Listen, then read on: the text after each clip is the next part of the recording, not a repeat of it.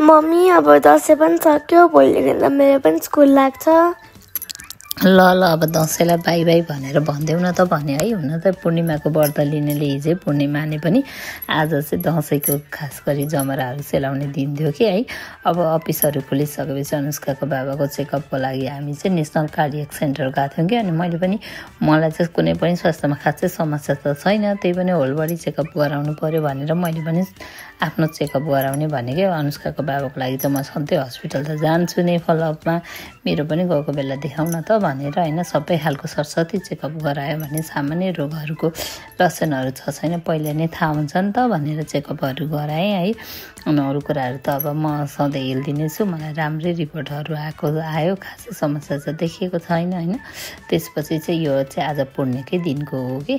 अनि बिहानै परेवाहरू चाहिँ अब अगाडि नै आएर बसिसकेको थियो कि। अनि त्यसपछि परेवाहरूलाई चारो हालेँ, अनि सरसफाइ गर्नेहरू काम गरेँ होइन।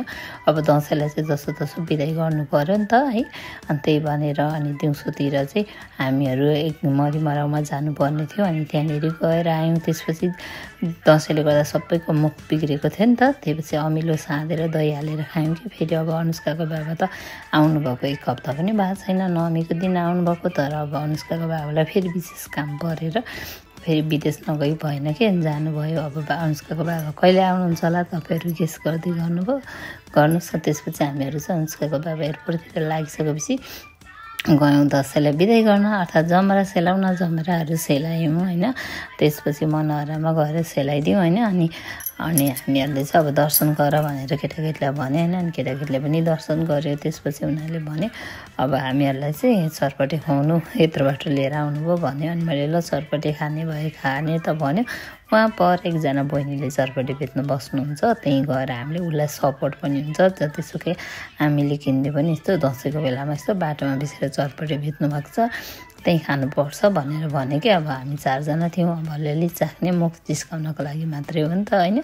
अनि अमिलो पिरो खानालाई मन लागिरहेको छ। त्यसपछि हामीहरूले चाहिँ चरपटे त्यहाँ त्यो बहिनीको खायौँ कि। बहिनीले चाहिँ एकदमै मिठो चरपटे बनाउनु हुँदैछ। तपाईँहरू पनि मनोहरातिर जानुभयो भने बिचरा एउटा सानो बच्चा सहितको एउटा पातलो बहिनी हुन्छ, त्यो बहिनीको खाइदिनु होला। त्यसपछि यिनीहरूले चाहिँ भने अब हामीहरू पान खाने भनेर।